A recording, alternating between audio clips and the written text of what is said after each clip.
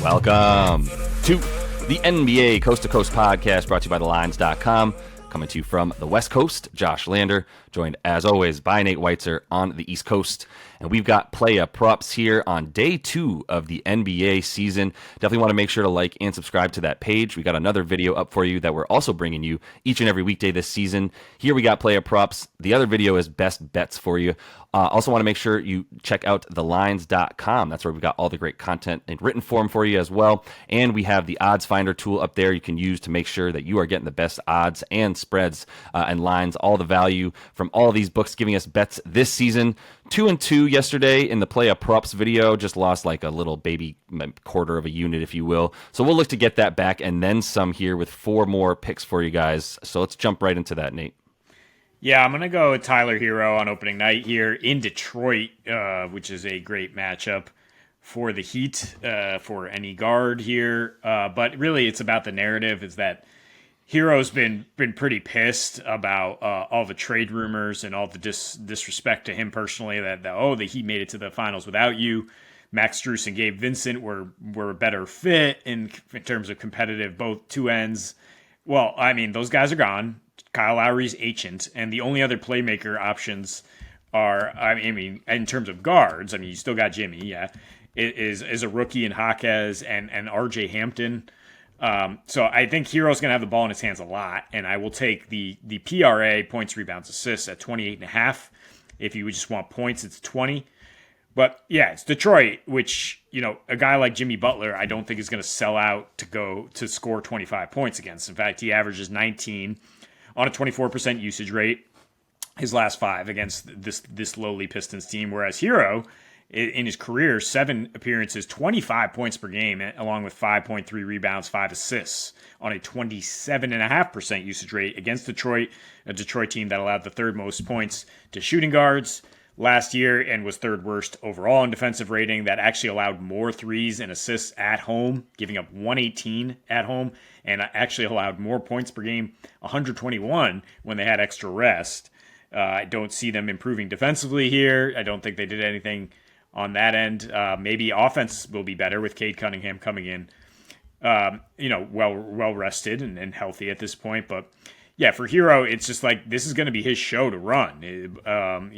Since last season, he actually had a higher usage rate on the road, 28%, averaged 21 on points per game, despite shooting lower percentage. But he was just given the keys with Jimmy and Bam trying to get a little extra rest. You know how the Heat play things for the long haul. They're just like, all right, go ahead, young buck. Yeah, you go get buckets or facilitate, and I think that's what he'll be doing in this matchup. Likely, highly likely that's the case. I would agree. Like, I don't know much about Tyler as a person, but I would imagine that anybody with any kind of competitive ego would be pretty pissed that they were literally just being dangled on the edge of a hook for the entirety of a summer. So, according to yeah, the last scene of concur. that White Man Can't Jump movie, he has anger issues. So yeah, we'll go with that as a window. Rosie Perez couldn't stick around. I understand. All right, let me go to my first pick here. That is Franz Wagner. So excited that you brought this to my attention, Nate. Thank you for that. We both love Mr. Wagner to get over 22.5 points and rebounds combined. Like, he's very likely to get 22 points, in my opinion, in this game alone. So I would feel really good about that. To be fair, like he's only averaged 3 boards per game against the Rockets last year. So like, there is a reason that, like, even though he is likely to get 20 points, it's still a pretty decent line.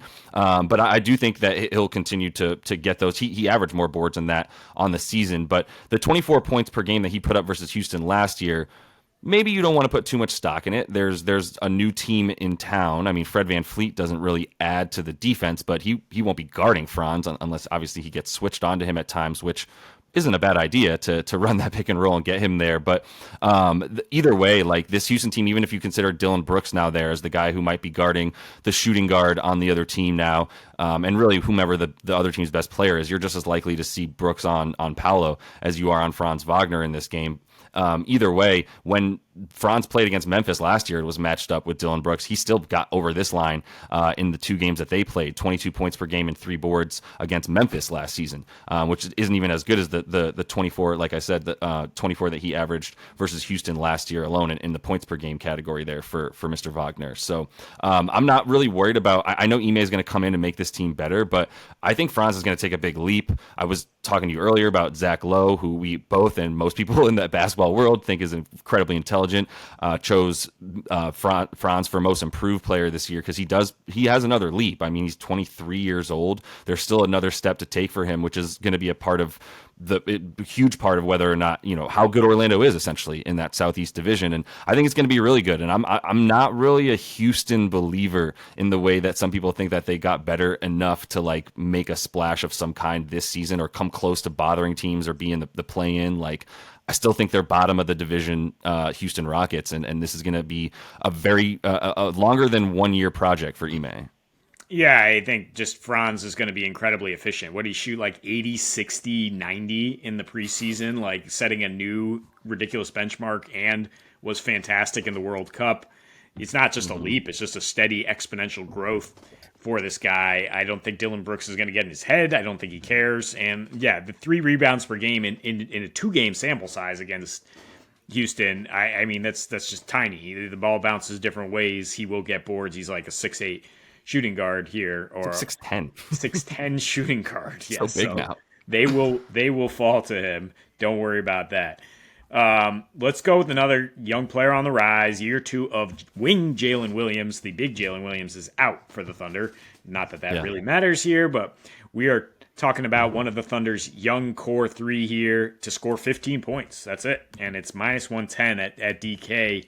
I think this line has some great value, because we're looking at Jalen for his entire body of work, I guess, last season, but he was totally unleashed after the first half. I mean, even in January, you look at his first matchup with the Bulls in November, he had 8 points in 20 minutes. He only took 4 shots. And once he's a big part of their plans, 22 points on 10 for 12 in 34 minutes. And still only a 15.5% usage rate. After the All-Star break, he was at 20.5% usage. He averaged 18.5, efficient 18.5 with a 127 rating, and played 34 minutes per game. And the matchup is good here because how are the Bulls going to line up here? Probably Caruso on SGA, like one of the top defensive guards out there to hound your best offensive player. Levine on Giddey, and then DeRozan on Jalen Williams. And DeRozan, who at this point has lost a step, was never really a plus defensive player, is going to be concentrating on his offense because he has to for this Bulls team. So I think Jalen will have plenty of opportunities to score and for them to run more of their offense through him if SGA is getting hounded by Caruso. So 15 points for me is a very low line. It is. It was definitely low for the second half of last season once he cracked the starting lineup and Coach Daigneault couldn't keep him out of it anymore. Like, you don't have to tell me. I mean, of the impressive accolades that Jay Will pulled off last year was bringing SIGs and screens back from the gutter of fantasy basketball back into life. When I picked him up because he was just like, here's six steals and 3 blocks in a game. Like, Jesus, this dude's a menace. And then the shooting came along, and the 18 points per game came along. And like you said, even against the Eastern Conference, especially, he seemed to have a lot of success last year in the scoring category. So I'm interested to see how this OKC team unfolds in terms of its usage, just as much as anything. Obviously, SGA is going to have a massive usage. Is Jay Will going to be like a real second guy? Is Chet going to get touches in the offense outside of just like, you get it in the post and dish it back out, that kind of thing? Is he going to be playing on the perimeter? I'm just really interested to see. They're very deep. We'll see how many shots Lou Dort takes. But if Jay Will is on the rise that he was on the trajectory that he was last year, he should be the second banana to this team. So are they deep? Let me go and close things out here. What's that? Are they deep, the Thunder? I mean, they have a lot of really improving guys off the bench. Yeah. I mean, Ousmane Deng is going to take another step forward as well. Like, I think they do have some decent stuff off. We'll get into the Thunder's rotation here in a little bit. Let me finish my pick. Well, I'm not worried about J. Will like losing touches. I just think that we need to see who the second banana is. I hope it's him because he should be that. He's the second most talented player. There's a really good video of all the Thunder players like bickering with each other about who won King of the Court. You should watch that with SGA and J. Will going back at it. But let me finish with Kuzma here, and I understand the fear that Nate has, which he expressed to me about picking a Kyle Kuzma prop or any Wizard not named Jordan Poole. Because we might see a unprecedented 62% usage rate for one player if Jordan Poole is allowed to do whatever the hell he wants in this game. I don't think he will. Wes Unseld is a no-nonsense coach, probably to his detriment at times. Like, he should probably just run a lot more with this team. There's a lot of versatile guys, specifically Kyle Kuzma, playing power forward for them, which is why he averaged more than 7 boards per game last year. So his 24.5 points and rebounds is an over that I'm taking. You can get it at nearly even money on DraftKings, so full unit on that. Playing against this Indiana Pacers team, this might be a game that I enjoy watching, to be honest with you. It's definitely going to come on for a bit in the League Pass rotation. One, it's got my top League Pass team ever in the Indiana Pacers. But two, like, I'm really interested to see what happens with this Wizards team. I think Kyle Kuzma is just a guy that, like, the reason he did so well last year, averaging around the 25 points and rebounds a game that he did, is because he's just like, I'll go get mine, dude. I don't need you to pass me the ball. When I get it, I'm going up with it. So that's my confidence in Kuz, that he's going to have a continued usage rate that gets us to the needed roughly 20 points, let's say. But he doesn't really need the 20 points. He boarded up so much last year, proving that he really is a good rebounder on both ends of the floor, maybe in part because he wants to get that defensive rebound and lead the break on offense, and that's what he's thinking about. But it forces him and motivates him to hustle and get those boards on defense, which is why he averaged more than 8 boards a game last year. Averaged not actually more than 9 rather last year against Indiana, where you're going to get possessions with a team that played at the top 5 fastest pace in the league last year,